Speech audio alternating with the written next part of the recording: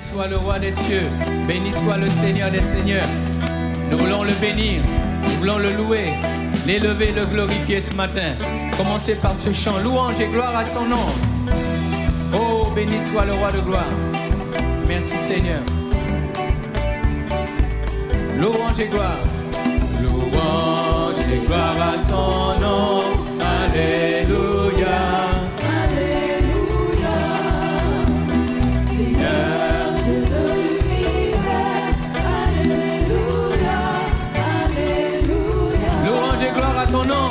Louange et gloire à ton nom. Alléluia. Alléluia. Seigneur Dieu de l'univers. Seigneur.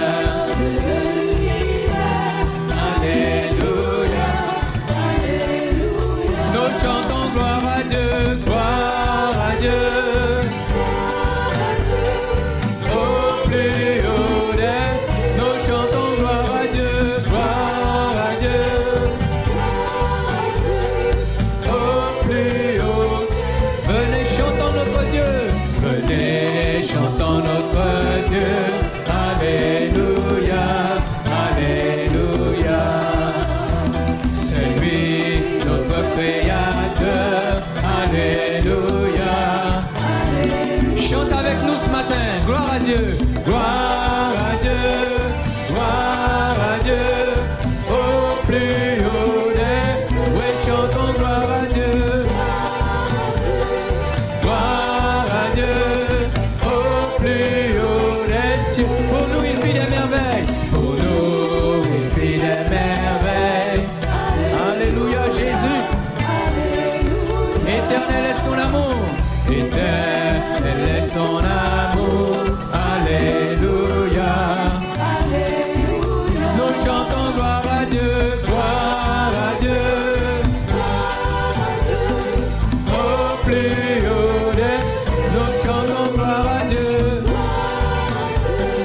Gloire à Dieu. Au plus haut. Je veux chanter pour mon Dieu, je veux chanter. Alléluia. Là où tu es ce matin, donne gloire à ton Dieu. Élève son nom. Alléluia. Alléluia.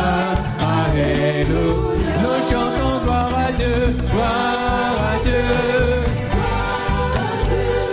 Au plus haut des cieux, nous chantons gloire à Dieu.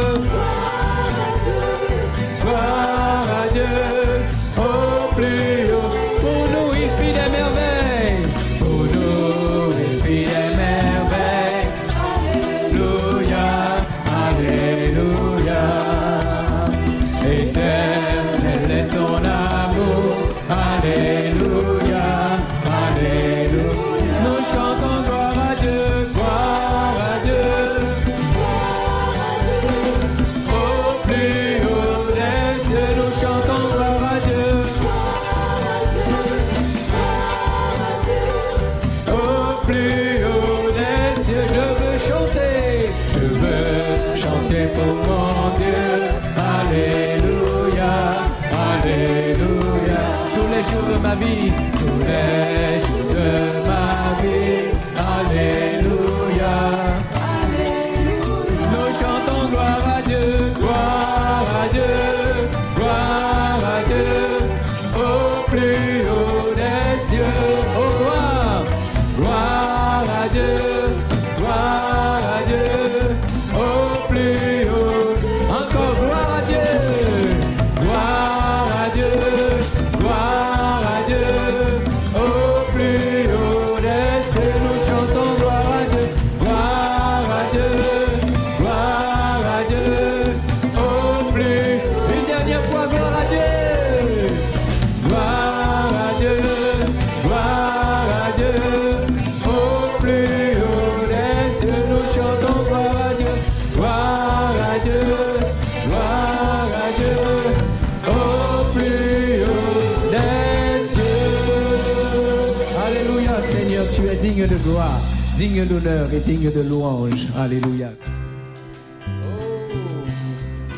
Nous avons papa gloire au matin là. Nous avons béni, nous avons loué, nous avons élevé. Parce que c'est seulement qui mérite louange. Il s'est Seigneur, il s'est bon Dieu. Et nous veillons l'éveil pour matin là. En nom à Jésus-Christ. Alléluia. C'est où qui méritait toute gloire. Vous pouvez dire ça là où il est là pour matin. En Kazao, en Jamao, en Voitiao. Là où il est pour matin là.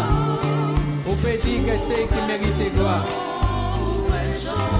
C'est où? C'est où qui gagne tout pouvoir? C'est où qui met tout Seigneur nous? Les nous sans force, au fait nous forts. Oui, mon Dieu mérite tout gloire. C'est où qui mérite? C'est où qui mérite? Ah, nous va dire ça fort au matin là. Qui méritait louange dans vallée, sous montagne, tout partout, non, on doit chanter. C'est où, vous méritez toute louange, pas sous ses dieux, qui met nous c'est au carinier, les nous sans force, au fait nous forts. Mon Dieu mérite, mon Dieu oula, mon Dieu, oh, alléluia, fais-moi sentir présence, touchez pour matin là, oh, guéri, vous connaissez la situation, à tout le monde qui a écouté, mon Dieu oula, mon Dieu, oh, non besoin, comme besoin, je n'ai besoin. Alors manifestez gloire pour matin là. Touchez pour matin là. Guéris pour matin là. À ce moment là, nous allons chanter là. Alléluia. Jésus ou là. Jésus. Oh. Alléluia. Fais-moi sentir présence. En besoin Jésus. Nous vivons Seigneur. Alléluia. Dans moment, l'esprit est là, Seigneur. Esprit. Vous dites, vous voyez dans nous. Il présente dans nous et avec nous. Si en nous, Seigneur. Touchez, guérir. Dans moment, c'est où qui méritait. C'est où qui méritait toute gloire. C'est où qui méritait louange. Non, vallée, sous montagne, tout partout, non, pour chanter. C'est où qui gagne tout pouvoir. C'est où qui met tout Seigneur nous. Les nous sans force. Au cabane nous passe. Alléluia. Bon Dieu ou là. Alléluia. Pas qu'à laisser nous tomber. Mais où avec nous? Sentir présence. Toucher. Guérir. Dans moment ça.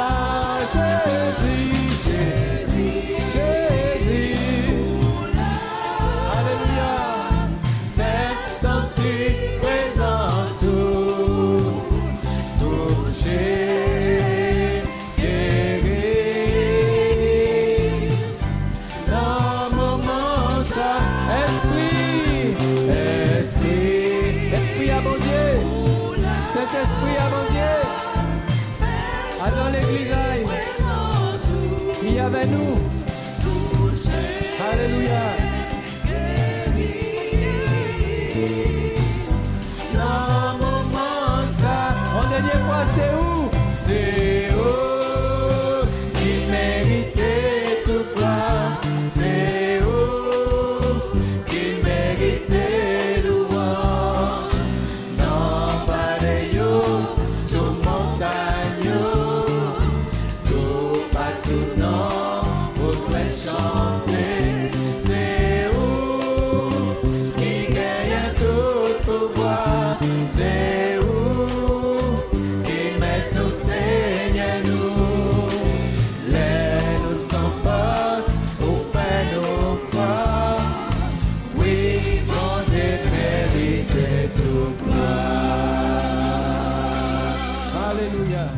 vraiment personne comme lui.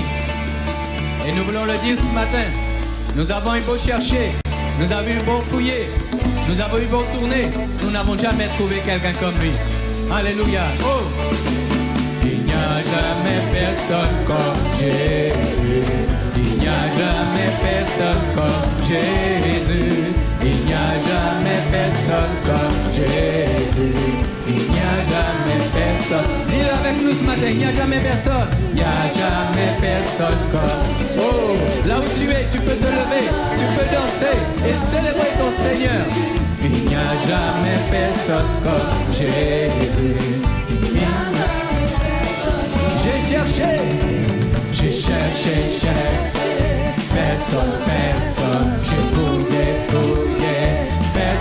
personne, j'ai tourné, personne, il n'y a jamais personne, il n'y a jamais personne, il faut que tout le monde l'entende, il n'y a jamais personne comme lui, jamais personne comme Jésus, il n'y a jamais personne, faites la place chez moi et danse. Il n'y a jamais personne. J'ai cherché, personne. J'ai fouillé, personne. J'ai tourné, personne. Il n'y a jamais personne. Pas ni pour mon con Jésus. Pas ni pour mon con Jésus. Pas ni pour mon con Jésus.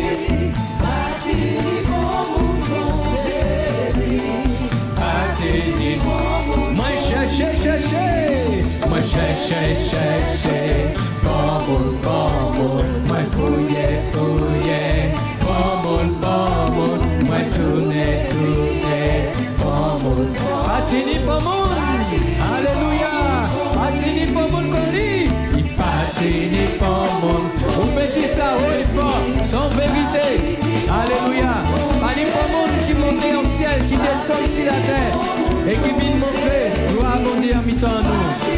Alléluia. Il patine pour mon. Il patine pour mon con Jésus. Patine pour mon con Jésus. Alléluia. Patine pour mon. Chercher. Moi chercher. Pour mon con. En fouiller. Pour mon. En tourner.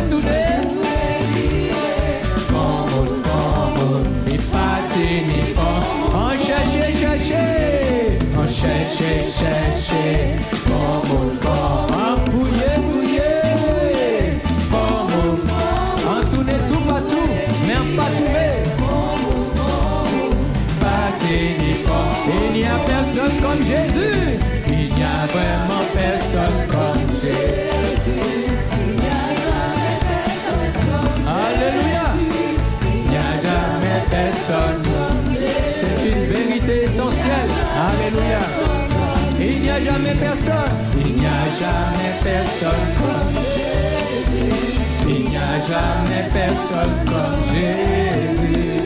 Il n'y a jamais personne comme Jésus. J'ai cherché, j'ai fouillé, j'ai cherché. Personne. J'ai fouillé. Personne, j'ai tourné, personne, il n'y a jamais personne comme lui, il n'y a jamais personne comme lui, il n'y a jamais personne comme lui. Alléluia, tu peux dire ça haut et fort, il n'y a jamais personne comme lui, que son nom soit béni.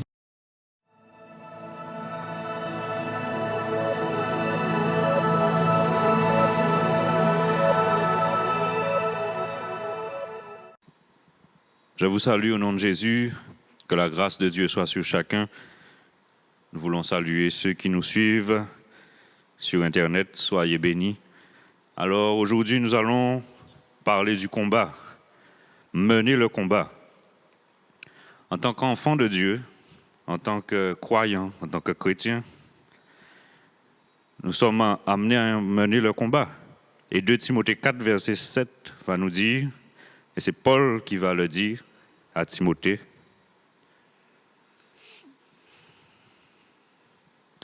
J'ai combattu le bon combat, j'ai achevé la course, j'ai gardé la foi. 2 Timothée 4,7. J'ai combattu le bon combat. Paul va déclarer qu'il a combattu le bon combat et qu'il a gardé la foi. Si Paul parle de combat, c'est que nous comprenons que, en tant que disciples, nous aussi nous devons mener des combats. Et en tant que disciples, nous devons avoir cette mentalité de combattant, de soldat. Alors nous allons voir 3 points, 3 grands points. Le lieu du combat, comment agit l'ennemi et les armes du disciple. Alors, le premier point que nous allons voir dans Hébreux 13, verset 3, en version Semeur, les lieux du combat. Il nous dit, par la foi, nous comprenons que l'univers a été harmonieusement organisé par la parole de Dieu et qu'ainsi le monde visible tire son origine de l'invisible. Amen. Nous devons comprendre que le combat que mène le disciple de Jésus est spirituel et se fait contre le monde spirituel. Les victoires gagnées dans le spirituel va se manifester dans le domaine visible, dans le monde visible. Et nous pouvons voir cet exemple dans Exode 17, versets 8 à 13. Exode 17, versets 8 à 13. Amalek vint combattre Israël à Réphidim. Alors Moïse dit à Josué, « Choisis-nous des hommes, sors et combat Amalek. Demain, je me tiendrai sur le sommet de la colline, la verge de Dieu dans ma main. » Josué fit ce que lui avait dit Moïse pour combattre Amalek. Et Moïse, Aaron et Hur montèrent sur le sommet de la colline. Lorsque Moïse élevait sa main, Israël était le plus fort. Et lorsqu'il baissait sa main, Amalek était le plus fort. Les mains de Moïse étant fatiguées, ils prirent une pierre qu'ils placèrent sous lui et il s'assit dessus. Aaron et Hur soutenaient ses mains, l'un d'un côté et l'autre de l'autre. Et ses mains restèrent fermes jusqu'au coucher du soleil. Et Josué vainquit Amalek et son peuple au tranchant de l'épée. Amen. Nous voyons ici cette bataille entre Israël et Amalek. Le combat se menait sur 2 plans. Le plan physique, Josué combattait, mais aussi sur le plan spirituel. Josué était sur le terrain, mais Moïse était sur la montagne avec Hur et Aaron, et avec le bâton de Dieu dans sa main. Il y avait d'abord un combat qui se faisait dans le monde spirituel. À chaque fois que Moïse baissait la main, Amalek était plus fort. Et quand sa main était levée, Israël était le plus fort. Cela nous prouve que nos luttes et nos combats sont d'abord spirituels. Et il y a un autre endroit où la bataille fait rage, c'est contre nous-mêmes, c'est contre nos pensées. Nous nous battons souvent contre nos mauvaises pensées, les pensées qui viennent du vieil homme. Et nous sommes toujours dans ce combat intérieur. Mais nous sommes enfants de Dieu, nous sommes amenés à marcher selon l'esprit et à laisser les mauvaises pensées du vieil homme dehors. Jacques 4, versets 1 à 3 nous dit, Jacques 4, versets 1 à 3, « D'où viennent les luttes et d'où viennent les querelles parmi vous? N'est-ce pas de vos passions qui combattent dans vos membres? Vous convoitez et vous ne possédez pas. Vous êtes meurtriers et envieux et vous ne vous pouvez pas obtenir. Vous avez des querelles et des luttes et vous ne possédez pas parce que vous ne demandez pas. Vous demandez et vous ne recevez pas parce que vous demandez mal dans le but de satisfaire vos passions. » Amen. Jacques nous dit que les luttes viennent de nos passions qui sont dans nos membres, de cette partie du vieil homme, de cette partie que nous devons crucifier. Mais souvent, même si quand nous nous baptisons, nous pensons que le vieil homme n'est plus là, mais dans des occasions, il revient au galop. Et si nous nous laissons dominer par le vieil homme, nous avons déjà perdu la bataille. Nous sommes influencés par notre environnement, c'est-à-dire tout ce que nous voyons, tout ce que nous écoutons pénètre à l'intérieur de nous. Souvent, quand vous entendez une publicité à la radio ou à la télévision d'une belle voiture ou d'un produit nouveau, on aura la curiosité d'aller regarder et parfois même de l'acheter. Ou des musiques qui passent souvent à la radio. Et ces influences vont nous confronter à notre foi, à notre éducation spirituelle, à nos convictions. Et le premier combat que nous devons mener, c'est contre notre chair, les pensées issues du vieil homme. Galates 5, 17 à 21 nous dit: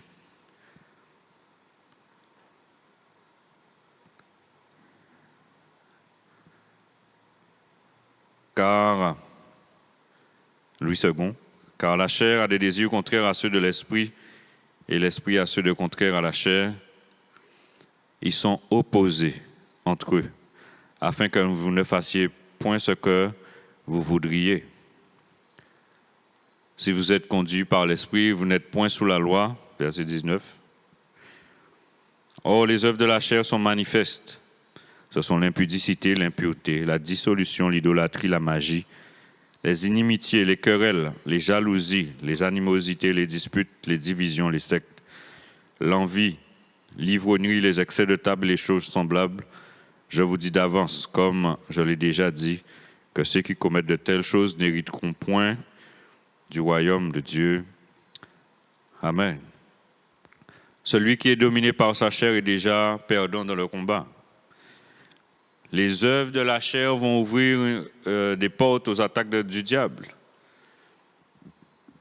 Et si nous marchons par la chair, nous allons souffrir. Et le but de l'ennemi, c'est de nous éloigner de Dieu. Et quand nous nous éloignons de Dieu, nous sommes sans protection. Et lui, il fera ce qu'il veut avec nous. Il est important pour nous que la parole demeure en nous. Nous devons nous remplir de la parole. Quand nous évoluons dans un environnement qui est sain, nos pensées sont saines. Quand vous écoutez de la louange, vous méditez la parole de Dieu, nos pensées seront remplies de la parole et de la louange. Mais si vous écoutez des mauvaises choses, des musiques mondaines, mais nos pensées seront remplies des paroles des musiques mondaines. Alors il est important pour nous de faire taire la chair, le vieil homme, afin de marcher par l'Esprit et d'écouter le Saint-Esprit. Alors, deuxième point, comment l'ennemi agit? Genèse 3, verset 1 nous montre comment le serpent a agi. Le serpent était le plus rusé de tous les animaux des champs que l'Éternel avait fait. Et il dit à la femme: Dieu a-t-il réellement dit, vous ne mangerez pas de tous les arbres du jardin? La parole nous dit que le serpent était rusé. Donc l'ennemi commence par la ruse. Et depuis le jardin, le serpent a utilisé la ruse pour faire croire à Ève qu'il était avantageux d'être comme Dieu. Ce que Satan n'avait pas réussi à faire dans le ciel, il va manipuler l'homme pour qu'il puisse croire qu'il sera comme Dieu, et s'il mange du fruit de l'arbre, de la connaissance du bien et du mal. Mais ce choix d'Adam a été fatal. Ce choix d'Adam a malheureusement permis au péché de rentrer dans le monde, et la mort. L'ennemi n'a pas changé ses habitudes. Il n'a pas changé ses stratégies, il utilise toujours la ruse. Et l'ennemi ne peut pas nous pousser à pécher sans notre volonté. Il doit agir sur notre volonté pour nous faire pécher. 2 Corinthiens 10, versets 4 et 5 en sommeur nous dit: Car les armes avec lesquelles nous combattons ne sont pas simplement humaines. Elles tiennent leur puissance de Dieu qui les rend capables de renverser des forteresses. Oui, nous renversons les faux raisonnements, ainsi tous ceux qui se dressent présomptueusement contre la connaissance de Dieu, et nous faisons prisonnière toute pensée pour l'amener à obéir à Christ. Amen. Nous voyons ici que les armes du disciple sont spirituelles et les armes sont utiles pour, au verset 4, renverser les forteresses. Qu'est-ce qu'une forteresse? Une forteresse est un lieu fortifié pour résister aux attaques extérieures. Mais dans le domaine spirituel, une forteresse est un faux raisonnement, une pensée qui se dresse contre Dieu et ses principes spirituels. Et l'ennemi utilise souvent ces stratégies pour attaquer les disciples dans leur façon de penser.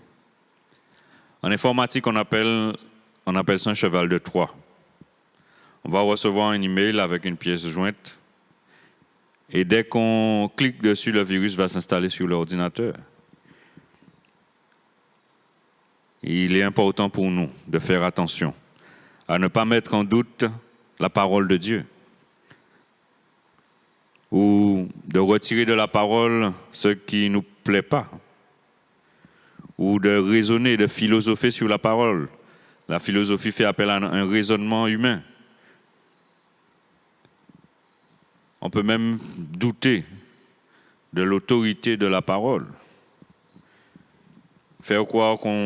L'ennemi peut nous faire croire qu'on n'a pas besoin du Saint-Esprit. Et il peut nous faire croire que vivre dans le péché n'a aucune conséquence. Toutes ces choses, c'est des forteresses que l'ennemi construit dans nos pensées. Et c'est des faux raisonnements. Les forteresses, c'est des faux raisonnements. Il est important pour nous de comprendre que l'ennemi va utiliser ces faux raisonnements pour nous attaquer. Alors, faisons attention aux ruses de l'ennemi pour qu'il ne puisse pas mettre de forteresses dans nos pensées, des faux raisonnements qui vont à l'encontre de la parole de Dieu, qui vont à l'encontre des principes de Dieu, qui vont à l'encontre de la loi de Dieu. Alors, les armes du disciple. Éphésiens 6, 10 à 17. Au reste, fortifiez-vous dans le Seigneur et par sa force toute puissante. Revêtez-vous de toutes les armes de Dieu afin de pouvoir tenir ferme contre les ruses du diable. Car nous n'avons pas à lutter contre la chair et le sang, mais contre les dominations, contre les autorités, contre les princes de ce monde des ténèbres, contre les esprits méchants dans les lieux célestes. Verset 13, c'est pourquoi prenez toutes les armes de Dieu afin de pouvoir résister dans le mauvais jour et tenir ferme après avoir tout surmonté. Tenez donc ferme, ayez à vos reins la vérité pour ceinture, revêtez la cuirasse de la justice, mettez pour chaussure à vos pieds le zèle que donne l'évangile de paix. Par-dessus tout cela, le bouclier de la foi avec lequel vous pourrez éteindre tous les traits enflammés du malin. Prenez aussi le casque du salut et l'épée de l'Esprit qui est la parole de Dieu. Amen. Dans le verset 10, il y a un terme qui doit nous interpeller. Fortifiez-vous. Ce terme est important car se fortifier, c'est mettre sa confiance en Dieu. C'est se muscler spirituellement. C'est grandir en maturité. Et nous pouvons prendre cet exemple de ceux qui font de la musculation. Quand ils font des compétitions, ils veulent soulever plus de poids. Ils veulent se muscler pour soulever 100, 200, 300 kilos. Donc, ils fortifient leurs muscles. Leurs muscles vont grossir et ils vont sûrement participer à ce genre de manifestations, de concours. Mais pour nous, bien-aimés, il est important de mettre notre confiance en Dieu pour se muscler spirituellement, grandir en maturité. L'armure du chrétien fait référence à l'armure romaine, composée à l'époque de 7 pièces. L'armure complète pesait à peu près 35 kilos, selon les recherches. Et le fait que le soldat s'engage dans le champ de bataille avec 35 kilos sur le dos, il devait avoir une forte musculature. Il est important, bien-aimé, de se fortifier, de se muscler. Parfois, dans nos prières, nous citons les versets, mais on les donne en désordre. On oublie même de nommer des équipements. On se muscle spirituellement dans les épreuves et les difficultés, car nous plaçons notre confiance, notre foi en Dieu, et sa paix se manifeste en nous.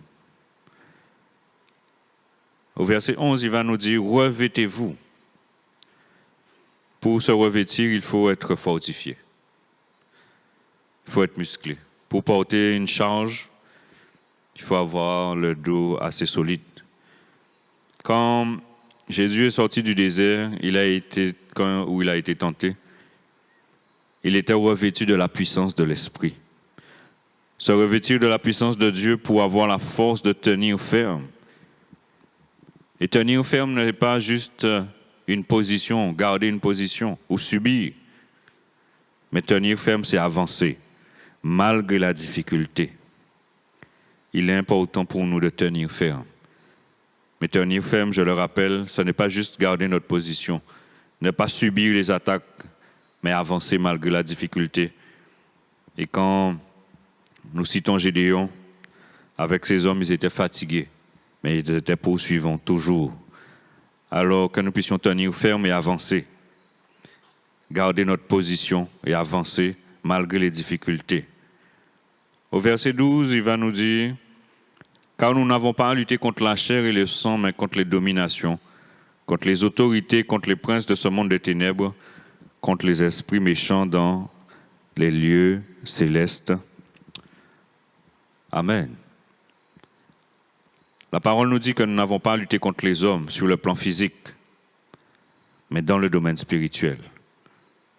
Le domaine spirituel, c'est un domaine invisible mais réel. Et ce verset nous montre qu'il y a dans le monde spirituel un côté mauvais avec des entités qui influencent le monde réel. Mais quand nous voyons le lieu où résident ces entités mauvaises, nous n'avons pas à intervenir dans ce domaine-là. Nous n'avons pas à intervenir dans cette sphère-là. Parce que Jésus a déjà remporté la victoire. Colossiens 2,15 nous dit « Il a dépouillé les dominations et les autorités et les a livrées publiquement en spectacle en triomphant d'elles à la croix. » Jésus a déjà remporté la victoire dans les lieux célestes. Alors, nous, en tant qu'humains, en tant que chrétiens, nous n'avons pas à aller dans ce lieu, là où résident les esprits méchants. Mais Jésus a déjà tout gagné.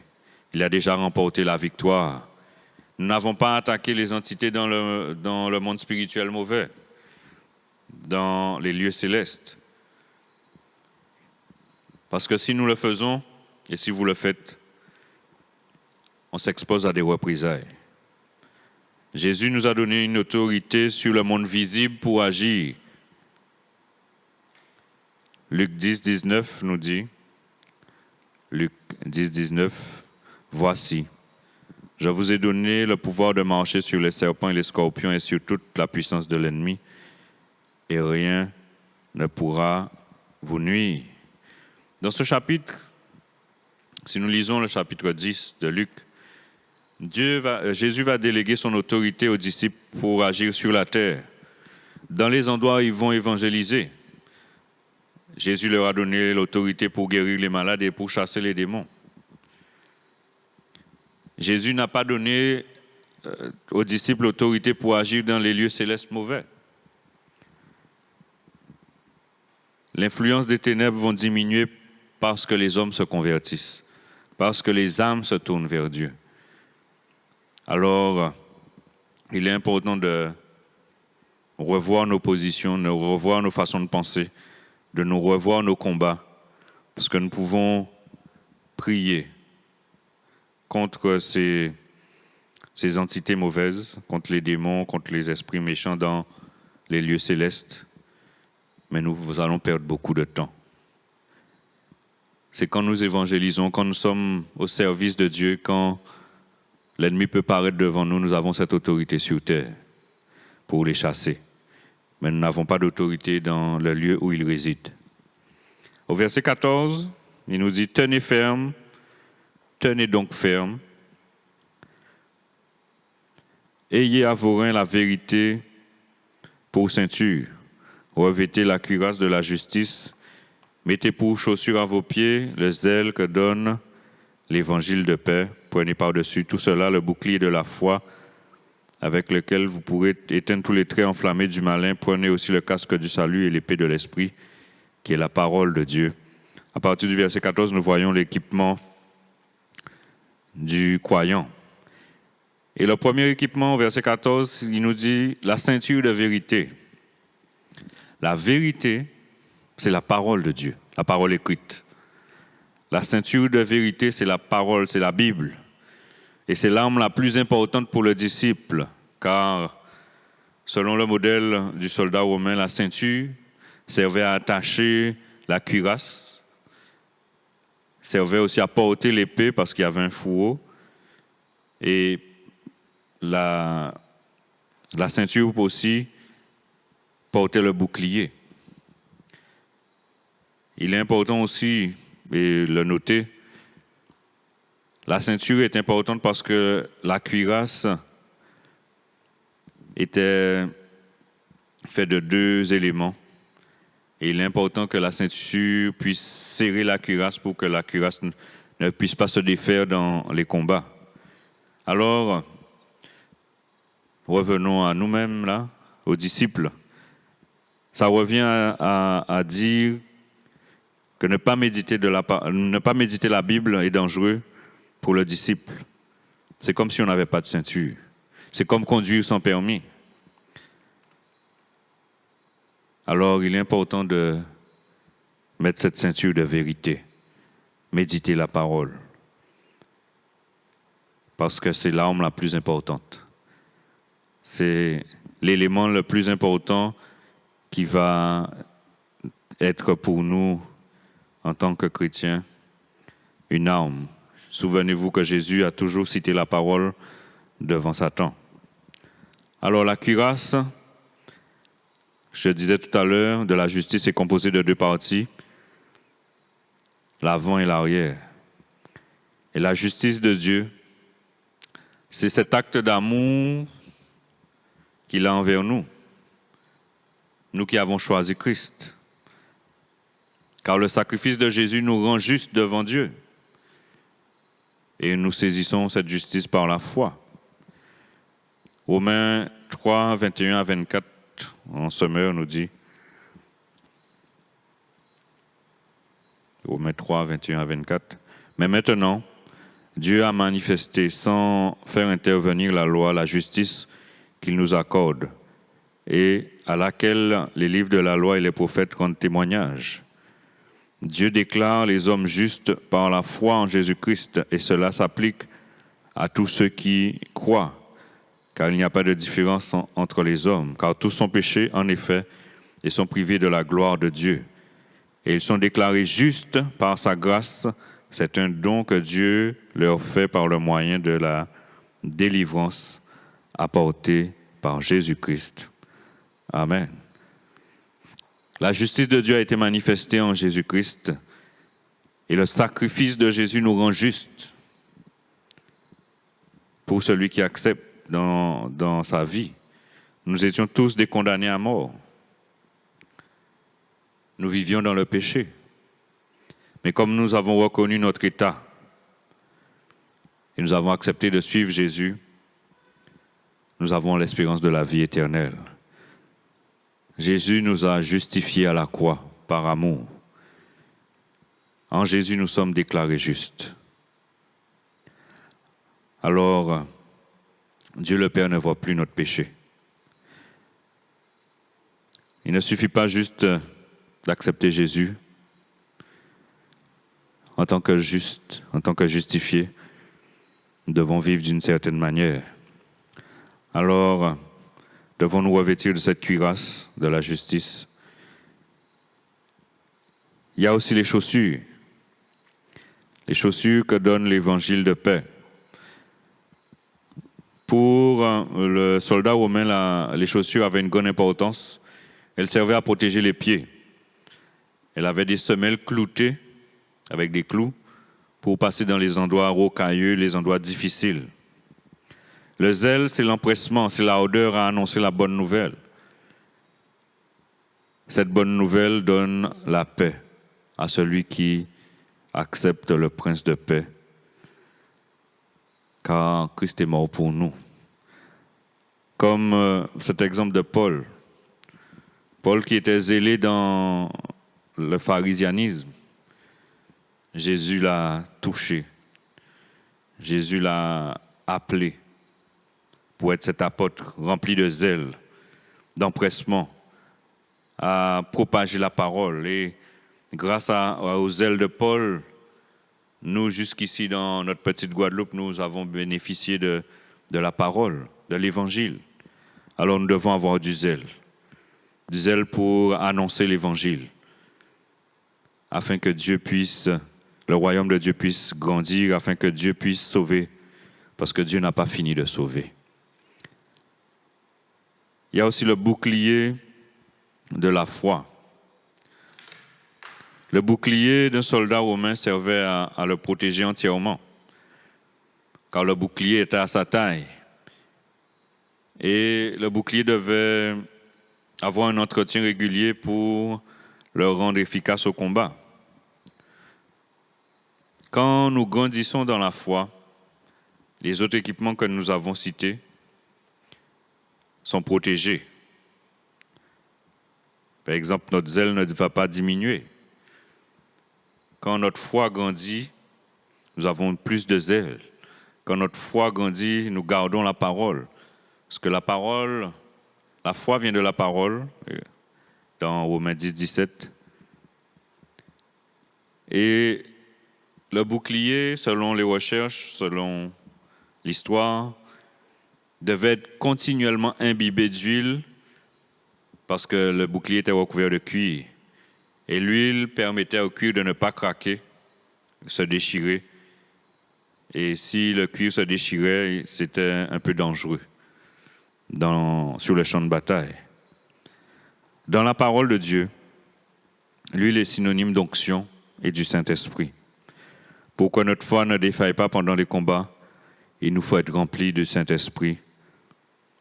Il nous faut être remplis de cette puissance qui vient d'en haut, comme Jésus l'a promis. Et pour se remplir, nous avons des temps de prière, des temps de louange, des temps d'adoration. Ainsi, l'onction de l'Esprit se pose sur nous, nous remplit, afin que notre huile ne puisse pas manquer. Il nous parle aussi du casque du salut. 5e arme. Le casque sert à protéger la tête. Et pourquoi la tête? L'ennemi va attaquer nos pensées pour nous amener à baisser la garde. Et comme je l'ai dit, le diable ne peut pas nous faire pécher sans notre volonté. Il va essayer de bombarder nos pensées pour nous faire tomber, pour nous faire changer de pensée, pour établir des forteresses. Mais le salut que Dieu donne, que Jésus nous donne, nous permet de faire partie du royaume. Mais plus encore, nous sommes des enfants de Dieu. Parfois, quand nous sommes attaqués, l'ennemi veut nous faire croire le contraire, que nous ne sommes plus enfants de Dieu, que nous avons perdu notre salut. Le diable, c'est toujours un menteur. Alors, dans ces moments où l'ennemi nous attaque, il est important de se rappeler son identité en Christ. Nous sommes héritiers, nous sommes enfants de Dieu. Nous faisons partie du royaume de Dieu. Nous sommes les sujets du royaume de Dieu. Alors, quand l'ennemi viendrait, nous pouvons lui résister. Le casque du salut, nous sommes sauvés. Alors, l'épée de l'esprit, la parole de Dieu. Il existe deux termes pour dire parole dans les Écritures. Il y a logos, qui fait référence à la parole écrite de Dieu, et le rhéma, qui décrit une parole fraîche de Dieu, spécialement révélée par Dieu dans un moment précis.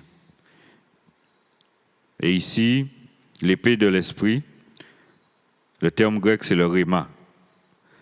C'est une parole issue de la Bible, mais qui a une portée dans un moment précis. C'est, par exemple, pendant que vous lisez la Bible, pendant que vous méditez, un verset se détache et ce qui peut nous montrer une réponse à une prière ou une difficulté. On peut aussi prendre l'exemple de Pierre, quand Jésus marchait sur les eaux. Pierre a dit à Jésus, si c'est toi, ordonne que je vienne. Et Jésus a ordonné que Pierre vienne, et Pierre a marché sur les eaux un moment. Alors, c'est un rhéma, c'est une parole fraîche dans un moment précis. Alors, l'épée de l'esprit, dans nos combats, dans nos moments de combat, il est important d'apprendre à écouter, à écouter Dieu, à écouter le Saint-Esprit, pour que nous puissions recevoir une parole fraîche dans les moments difficiles. Nous avons vu que la parole est une épée. La parole est une arme offensive. Alors il est important pour nous de méditer la parole, de la garder. Et quand les moments de combat vont arriver, le Saint-Esprit va prendre une parole et va nous la donner pour changer le terme de la guerre, pour changer le terme de la bataille, pour que nous soyons victorieux. Nous sommes amenés à combattre et il est important pour nous de saisir tous les équipements du soldat, tous les équipements du chrétien afin de combattre le bon combat. Parce qu'on peut combattre de mauvais combats aussi. Nous pouvons avoir des luttes, des combats, même dans l'Église, mais nous ne devons pas nous attarder à combattre les uns contre les autres. Dieu ne nous a pas appelés à combattre notre prochain. Alors pour terminer, 1 Timothée 1, verset 18. 1 Timothée 1, verset 18. Le commandement que je t'adresse, Timothée, mon enfant, selon les prophéties faites précédemment à ton sujet, c'est que, d'après elles, tu combattes le bon combat. Amen. Paul encourage Timothée à combattre le bon combat comme lui-même a combattu le bon combat. Peut-être que tu as déposé les armes, tu ne combats plus. Je t'encourage à reprendre tes armes pour continuer la bataille. Peut-être ton armure a des pièces manquantes, mais le Seigneur peut te rééquiper.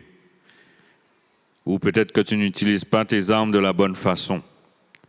Je veux t'encourager à laisser le Saint-Esprit te parler afin de combattre de la bonne façon. Dans tout combat, nous devons avoir une stratégie. Et la stratégie de Dieu est la meilleure pour nous. Dieu est le parfait stratège pour gagner les combats. Et il nous a envoyé son Saint-Esprit pour nous communiquer comment combattre et pour nous révéler les stratégies. Même les stratégies de l'ennemi, il peut nous révéler les stratégies de l'ennemi.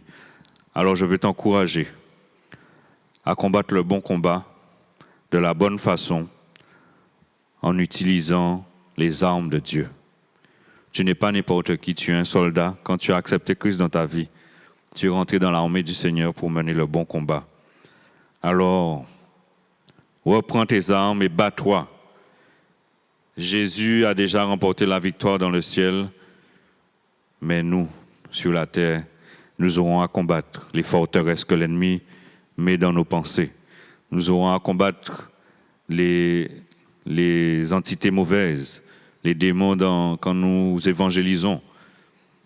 Dieu nous a donné autorité pour combattre sur la terre. Alors, ressaisis-toi, prends tes armes, mets-toi debout et laisse Dieu t'équiper s'il te manque des choses et tu verras que Dieu va t'utiliser avec puissance et autorité pour que son royaume puisse grandir.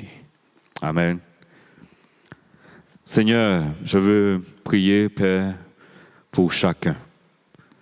Nous sommes devant toi, Seigneur éternel, et nous voulons vraiment mener le bon combat, Seigneur. Seigneur, tu connais encore les stratégies de l'ennemi. Tu connais, Seigneur, ce que l'ennemi a mis, Seigneur éternel, en place pour, Seigneur, nous déstabiliser, pour nous combattre. Mais toi, tu es le Tout-Puissant. Tu connais tout, Seigneur éternel. Tu connais toutes les failles de l'ennemi. Mais Seigneur, tu nous as équipés. Tu nous as tout donné, Seigneur, pour combattre sur terre, Seigneur, dans le monde spirituel. Seigneur, nous voulons vraiment, Seigneur éternel, nous rééquiper, Seigneur, si nous avons déposé nos armes. Nous voulons vraiment, Seigneur éternel, que tu puisses nous renouveler, nous fortifier, nous donner, Seigneur éternel, les stratégies qu'il faut pour bien combattre, pour ne pas mener des combats qui vont nous épuiser, Seigneur, des combats inutiles. Mais nous voulons combattre le bon combat, Seigneur. Seigneur, viens nous équiper, Seigneur éternel, de tous les équipements du soldat de Dieu, afin que nous puissions grandir, afin que nous puissions vraiment combattre et que ton royaume puisse avancer. Seigneur, nous désirons, Seigneur éternel, vraiment que tu puisses nous équiper, afin que ta grâce abonde dans les vies, afin que, Seigneur, nous soyons cette armée qui avance, afin que ton royaume puisse grandir, Seigneur. Tu es le roi des rois, Seigneur, et tu veux encore conquérir des cœurs. Alors nous voici devant toi, Seigneur. Aide-nous, Seigneur, équipe-nous, et que ton Esprit Saint puisse nous joindre, Seigneur, de cette puissance d'en haut, afin que nous soyons utilisés par toi. Bénis ton peuple, Seigneur, et que ton nom soit glorifié, au nom de Jésus. Amen. Alléluia, Seigneur. Ta confiance m'inonde, Seigneur. Ta présence me remplit, Jésus. Je suis emporté. Oh, Seigneur.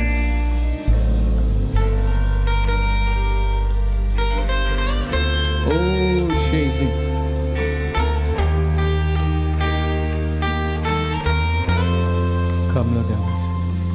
Comme l'eau d'un ruisseau, ta présence coule en moi. Comme un courant d'eau, ta paix remplit mon cœur. Ta confiance m'inonde, ta présence me remplit. Ton esprit est là, je n'en doute pas. Me laissons bercer par tes vagues d'amour. Je suis emporté dans ton courant. Comme l'eau d'un ruisseau, ta présence coule en moi.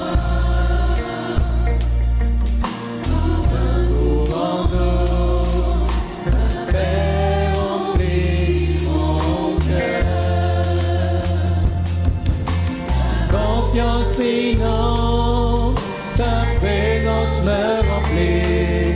Ton esprit est là, je n'en doute pas. Me laissons bercer par tes vagues d'amour. Je suis emporté dans ton courant. Je viens vers toi, mon Père, je viens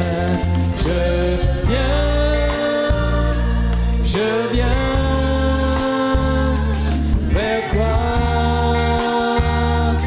Papa,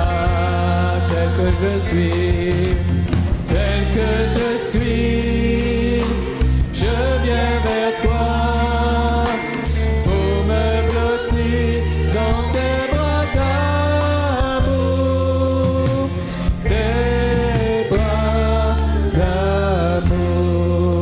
comme l'eau d'un ruisseau. Comme l'eau d'un ruisseau, ta présence coule en moi. Comme un courant d'eau, ta paix remplit mon cœur. Ta confiance m'inonde, ta confiance m'inonde, ta présence me remplit, ton esprit est là, je n'en doute. Me laissons bercer, Seigneur, me laissons bercer par tes vagues d'amour. Je suis emporté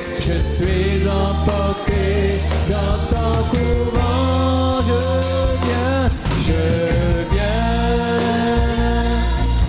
viens vers toi, mon Père. Je viens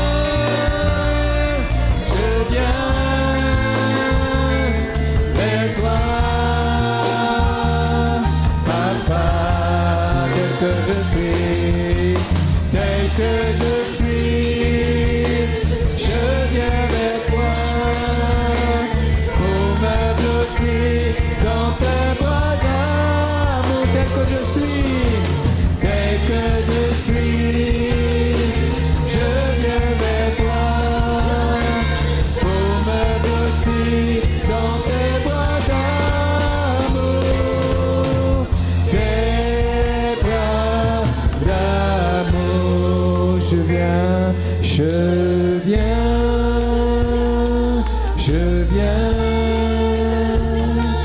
vers toi, mon Père. Je viens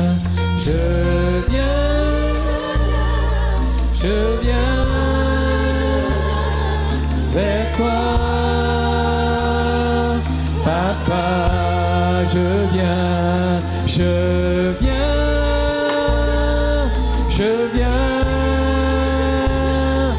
vers toi, Papa. Oui,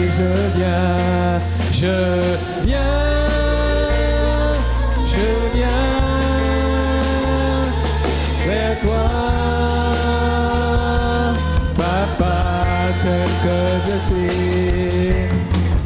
que je suis, je viens vers toi pour me blottir dans tes bras d'amour. Tel que je suis, Seigneur, tel que je suis, je viens vers toi pour me blottir dans tes bras d'amour. Tel que je suis, Seigneur, tel que je suis, je viens vers toi pour me blottir dans tes bras d'amour.